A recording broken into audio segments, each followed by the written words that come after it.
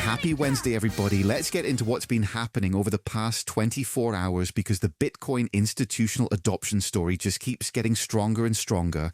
BlackRock clients bought $143.57 million worth of Bitcoin, and large holders have accumulated about 43,000 Bitcoin worth $2.7 billion over the past 60 days. So the smart money is clearly stacking right now. BlackRock remains bullish on Bitcoin, describing the roughly 50% pullback as a positioning correction, while saying the long-term investment case as an emerging global monetary alternative and portfolio diversifier remains unchanged. VanEck said Bitcoin is currently in an accumulation phase, and Gemini co-founder Cameron Winklevoss called it an unprecedented time to buy the Bitcoin dip. So you're seeing a lot of conviction from the big players here.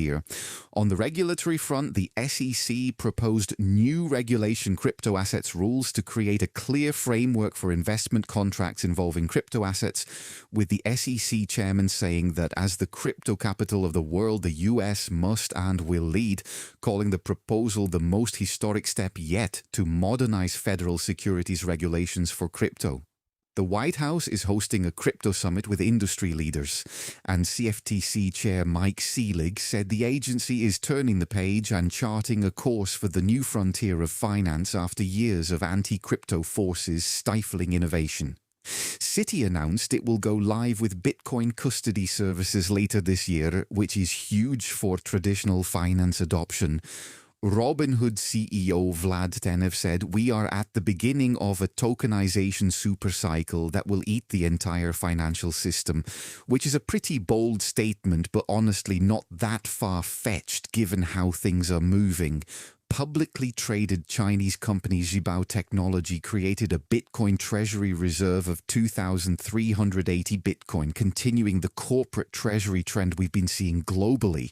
Speaking of China, ByteDance and Tencent each received about 10,000 NVIDIA H200 processors in recent weeks, and Chinese robot maker Unitree is set to open more than 600% higher in its Shanghai trading debut, so the tech race is heating up over there. On the macro side, the US national debt has increased by approximately $600 billion since July 1st.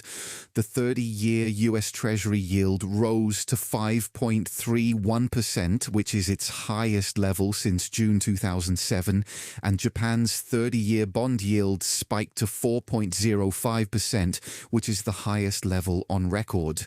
The UAE suspended all commercial activity and financial transactions with Iran, adding to the geopolitical tensions we've been tracking. In earnings news, Keysight Technologies reported a record quarter with revenue up 36% year over year, and Home Depot beat estimates, though demand for large home improvement projects remains weak.